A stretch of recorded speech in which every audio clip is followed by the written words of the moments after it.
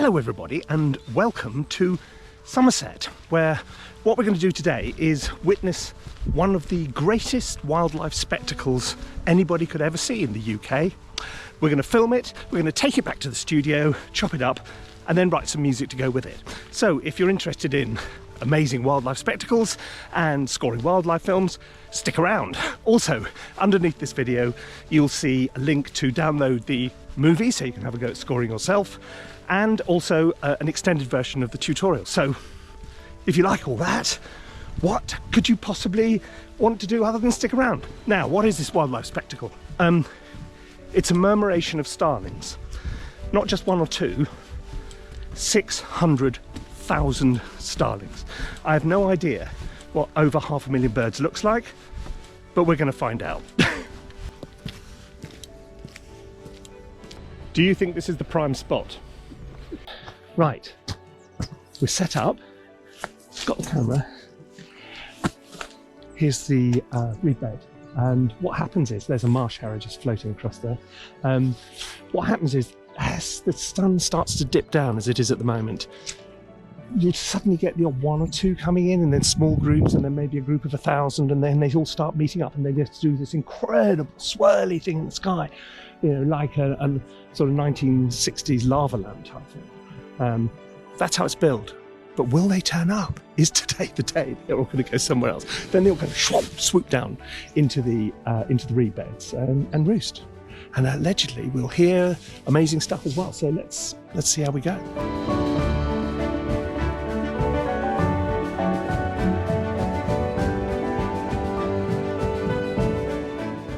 Got a little friend here. Hello, mate. Do you want to come? Come and say hello? Tell you, my biggest worry is that the sound of these birds is going to be so incredible, it will just seem like sacrilege to put music on it. Oh, I don't know. I can manage. Right. All we have to do now is wait. So the advice from somebody who's done this before is, I'm in the wrong place and I need to be about another couple of 100 meters down. Because apparently they come into roost, you know, different places each night, so you're going to have to, and it's quite a big reserve, so you've got to pick your moment to pick your spot, because I don't want to end up going running from one end to another with all this kit.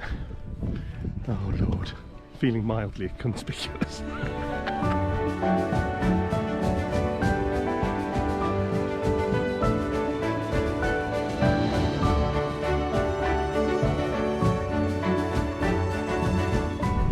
The sun is just starting to dip down. There's quite a lot of people hanging around waiting. All we need now is the performance. They say there is a bit of wind, and that may mean they go straight down rather than murmurate, but I'm hoping that's not the case. So, exciting times. We're just looking out for the first starlings to come in. It's getting cold though.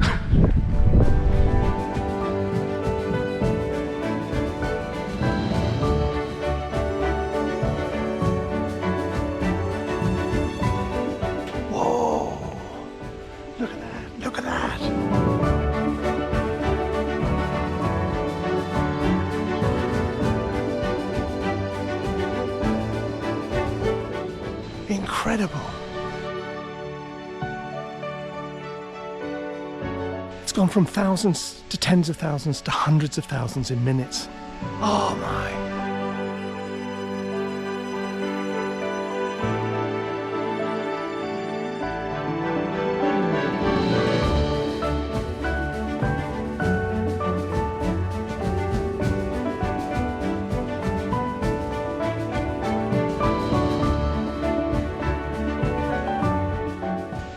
So there you are.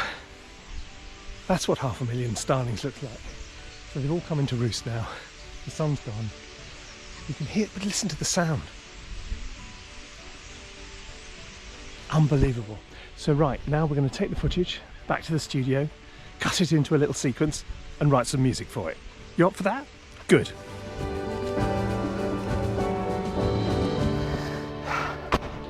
And so, back from Somerset into the shed. Let's have a look at what we've got, and then we can work out how we're going to go about scoring this. So I think it worked really well. I really liked, you know, the sight was just amazing. We didn't get quite so much of the kind of, you know, sort of lava lamp type stuff in the sky, which this kind of event is famous for, because it was a bit windy and they went sort of straight in, but there are an awful lot of birds. So Hugh, our video editor, has cut this together, and let me just show you what we got. So it starts slowly, small groups coming in, getting larger. Then you start seeing, there you go.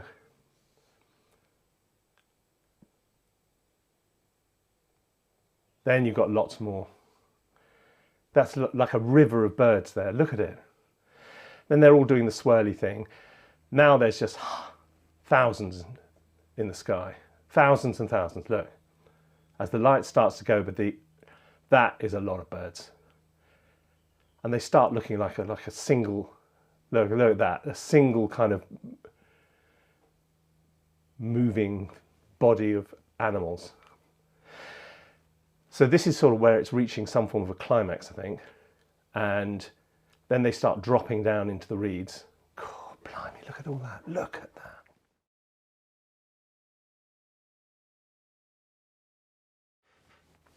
So we've got a couple of minutes of this to score, and here they come. Now they just start dropping in. So this little film falls into 3 sections, really, doesn't it? The first bit, where it just starts to, where they start growing in number. Then there's a central bit where they're all very much doing their thing, and then this last section where they're starting to drop into the reeds. Okay, a couple of things. You may remember, there's going to be a longer version of this video, of this tutorial, and also the video itself, so you can try this, which you can download underneath. You may remember when I was standing there thinking, actually the sound of this is going to be incredible. And this is a big thing with wildlife filmmakers. A lot of the time, they would prefer to go with natural sound and not go with music. Purist blue chip wildlife filmmakers have always taken that kind of view. And you completely see why. However, you may also have noticed there were quite a lot of people there. There were, what, 30, 40 people watching this? So the sound on the film was people going, oh look, there's a starling, oh look, there's some more over there. So the sound actually, my original concern was, how am I going to make my music work with the natural sound so that the sum of the parts was greater? And it was not a problem, because now we've got to get rid of the sound completely. Which is normally what, in wildlife filmmaking, normally things are shot what they call mute, without sound, and then the sound is created afterwards. Because if you're on a kind of 600mm lens, the sound is miles away, even though the lens brings the wildlife nearer to you, and then very talented dubbing editors will recreate the sound. Therefore, we've got a blank sheet of paper here, and the music's going to have to do all the work. Right, I have absolutely no idea what I'm going to write. There's a number of different approaches I can take to this. I've decided I'm going to use a relatively new library from Orchestral tools. It's called Salu, and it's very intimate, close, interesting articulations, solo strings, voices. It's recorded at the Arvo Pärt Center in near Tallinn in Estonia. Arvo Pärt is famous as a minimalist composer, known as a sacred minimalist, and has written some absolutely breathtakingly beautiful pieces of music. He came up with his own musical language called tintinnabulation. If you don't know Arvo Pärt, go and check him out. It's P-A-R-T is how you spell his name. And he's famous for tracks like Alina and things. And I'm setting myself up for a huge fall. Absolutely crashed down on my nose, because I'm saying, oh yeah, let's sort of load up the sounds which were recorded at the Arvo Pärt Center and come up with something which is close, intimate, and nothing like as good as Arvo Pärt, because he's a certifiable genius. Never mind, and I'm a YouTuber and a composer. What could possibly go wrong? Right, what I've loaded up here, we've got we got the string quartet, we got some sustains. I quite like these non-vibrato.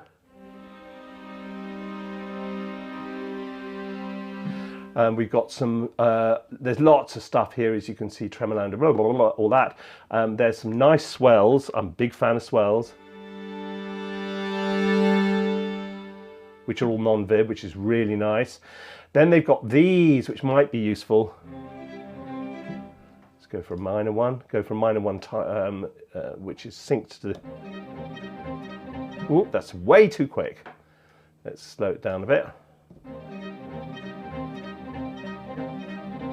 Arpeggios. Then they've got all these rather interesting little things like irregular flybys.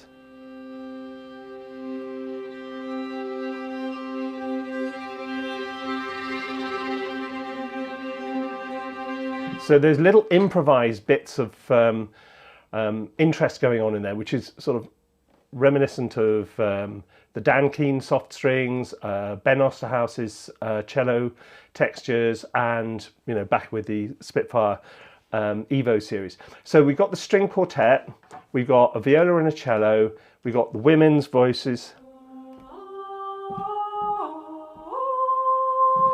Then there's a local there's a thing called a cannel, or cannel, a bit like a hammered dulcimer. Soft upright piano with a ton of reverb and delay on by the sound of it. Maybe I thought that was a good idea when I... And then the harp. They also have these effects patches.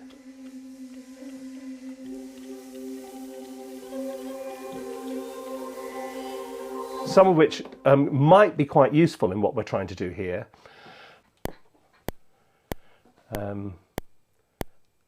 What am I going to do? Turn the click off first of all and come up with your basic idea. There's several ways I could score this. One way would be to score it very much in sections. So we say this is the sort of moment of arrival. Then we go into the sort of the center section, which is more climactic, and then into the last section where they all dive down, and then eventually it becomes the end. And so we're sort of trying to follow the movement of the birds very well. Trying to follow the movement of the birds and imply swirling in this way is quite an old-fashioned approach to scoring to picture. And personally, I try and avoid it now. I don't think it does the picture any favours. What I'm likely to do is, I think I'm going to take a more incremental approach. So I'm going to start relatively simple, then build up, and then add layers and see how that works. That's my plan at the moment. Plan may well go whoosh out the window. On go the rose-tinted sunglasses of doubt. I think I'll keep the sunglasses of doubt to hand. You never know. Okay, shall I leave them? I'll leave them tentatively on the top here. So this is my monogram. So these are all my faders, so I can adjust real-time thing.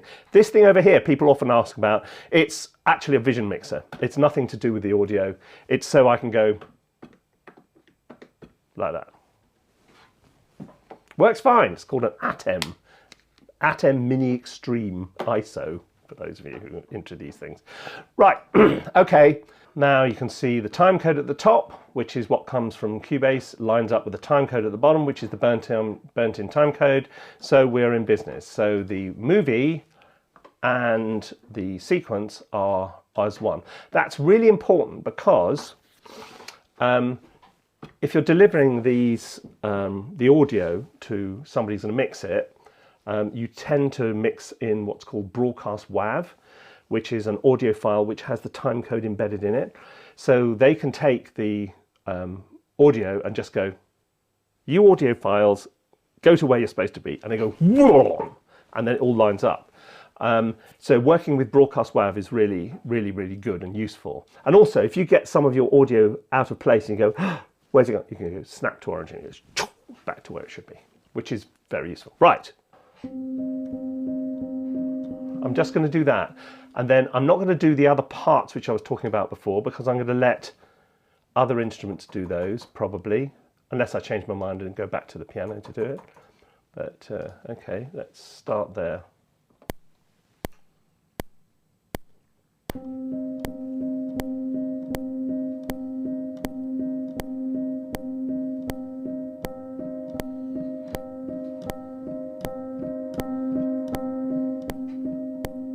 I'll just use that to play against, because I might...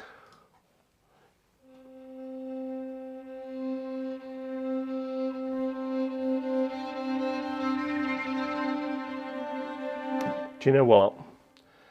I think one of those to start with and then bring this in might work better. So I'm going to slide that down a bit. So this is the string quartet with the flybys. Let's see how... other thing worth noting about this film is normally this film just starts. Normally there would be a little fade in, and you have to pick your moment where you're going to actually start the music, because you wouldn't, if it's fading up from black, you wouldn't just start at the very first frame on black. You'd have to wait until normally about halfway through the fade, and then you go, yeah, I'm going to start now. And everybody goes, yeah, that sounds great. Okay, so let's try.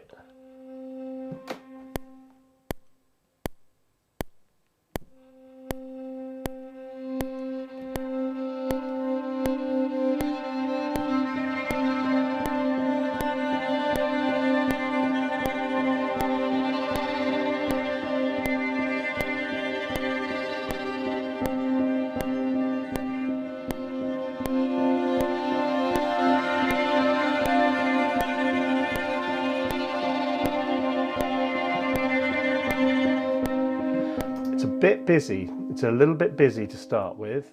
Let's just see where I'm aiming for, because I want to, at that point there, round bar 7, maybe round, okay, round bar 7 is when we introduce the piano. How about that? Then it's got, because that's where there is a change in the picture. So we're going to do something which just gets underway. A regular flyby, slow accents, what?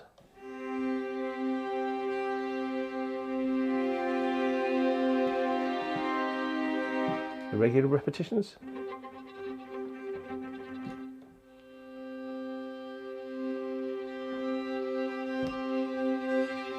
I like that, I do like that.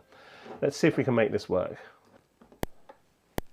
3, 4.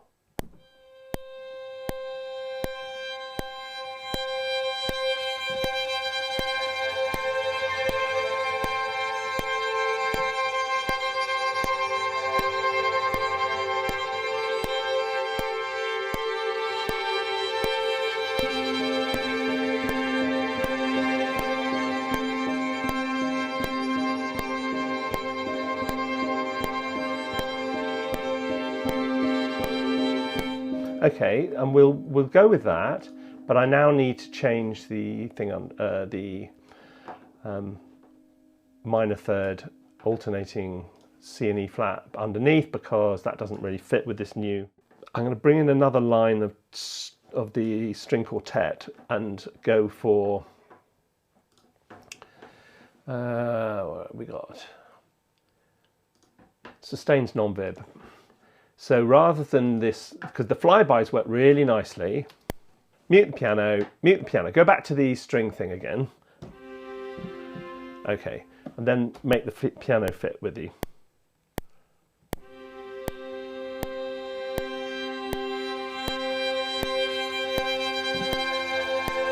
Down to the F.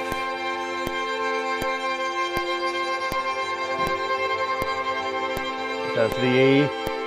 And then up to the F again on this change.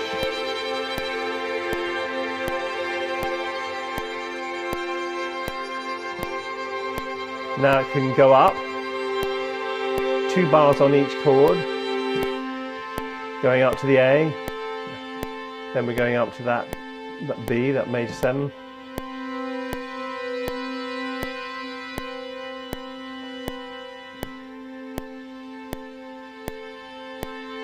So it's now quite a nice cycle. Is it going to fit to the end though?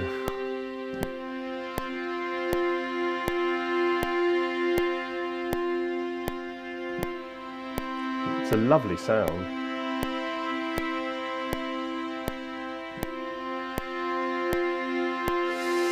Ooh, will it work?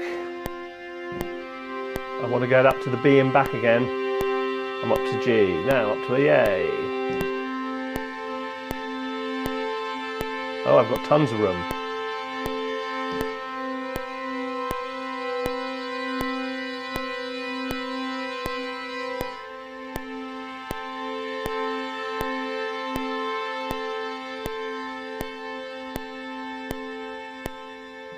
Okay, I'm going to go as far as that, then I'm going to do something, then I'll improvise something else at the end. Right. I don't want to kill it by putting too much in, but...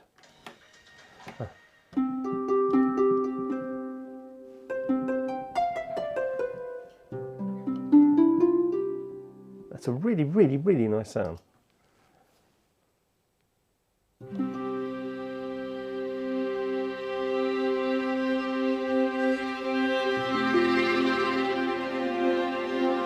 Okay, maybe.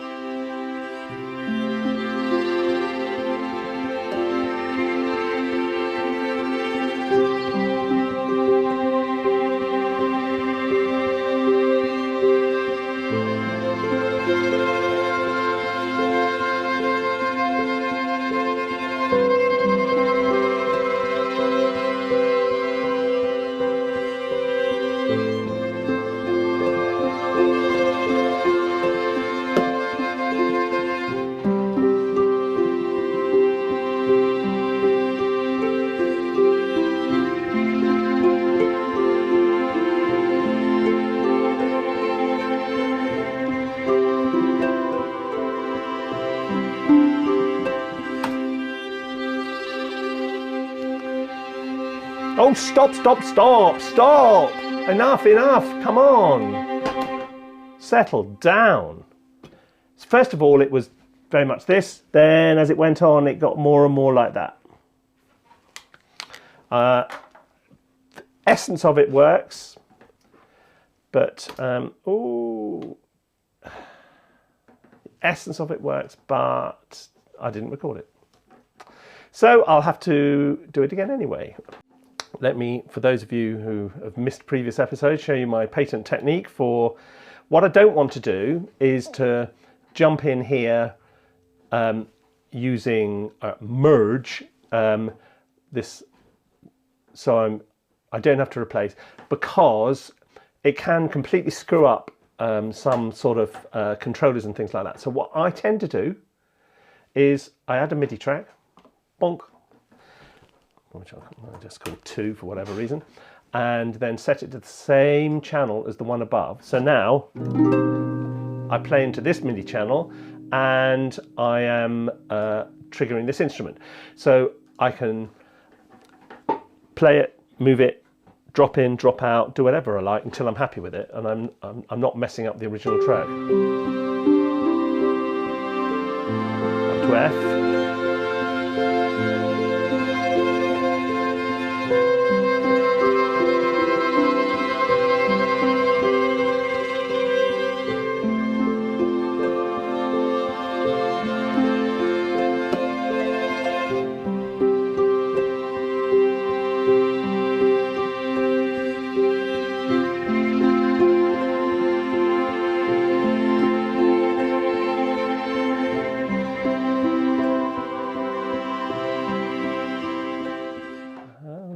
Been going.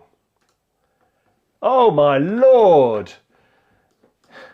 So you lot who've stuck with this, you've been with me for almost an hour. Crikey, I did say there was a long version. I didn't realise it was this long. So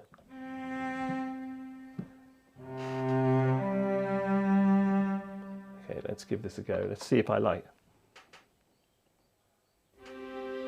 Don't come in too soon, guy. Don't introduce too many ideas too quickly. There's lots going on here already. You don't need anything else. Let the piano come in first, then think about it. Find something in the picture to motivate what's going to happen.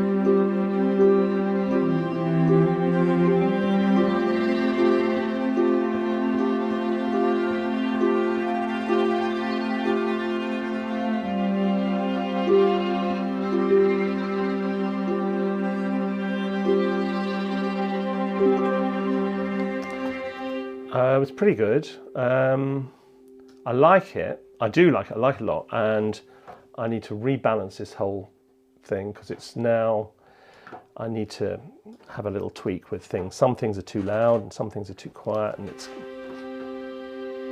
take the strings down a bit.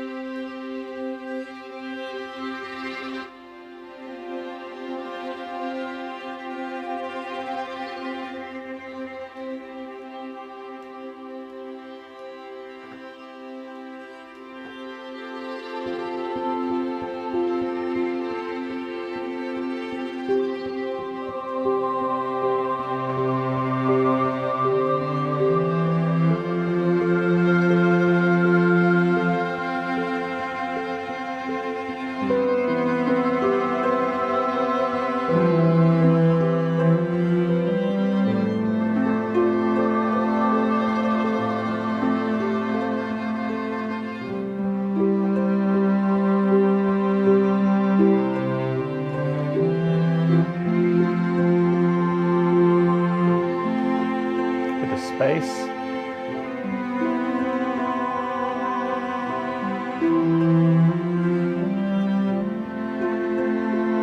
Yeah, I like this.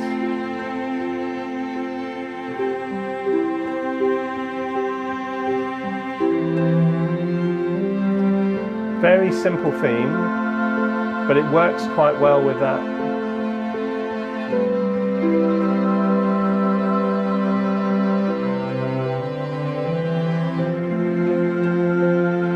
This is where it went wrong, because I moved off that note too soon, because I forgot that I was holding it for longer than, etc, etc, etc. But look, you'll be relieved to know that we're nearly there. Middle of bar 13. What's gone on here? Something really iffy sounded like it happened.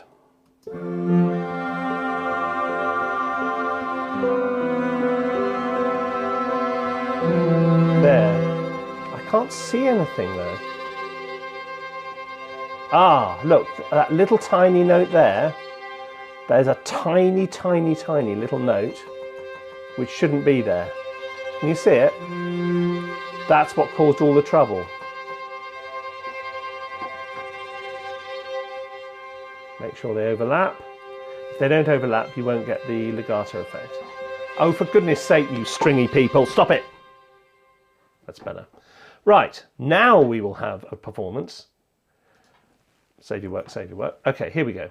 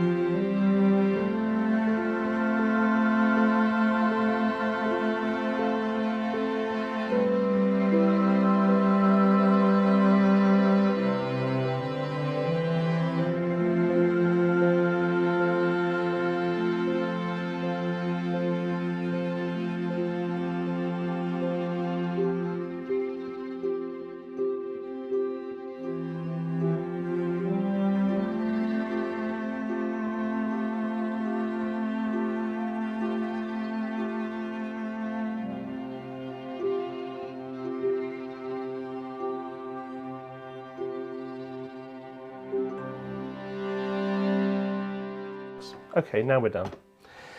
That's it, all done. I hope you enjoyed that. And have a go. Have a go. But also, there's another message here, which is, you know, you can actually go out and make your own films and score them. I mean, I know I'm really into all this stuff, and I've got lots of kit and everything, but you can make films on a mobile phone and score them. It's just the best fun. It really is. I hope you've enjoyed that. I hope you learned something along the way, and I'll see you again very soon. Bye-bye.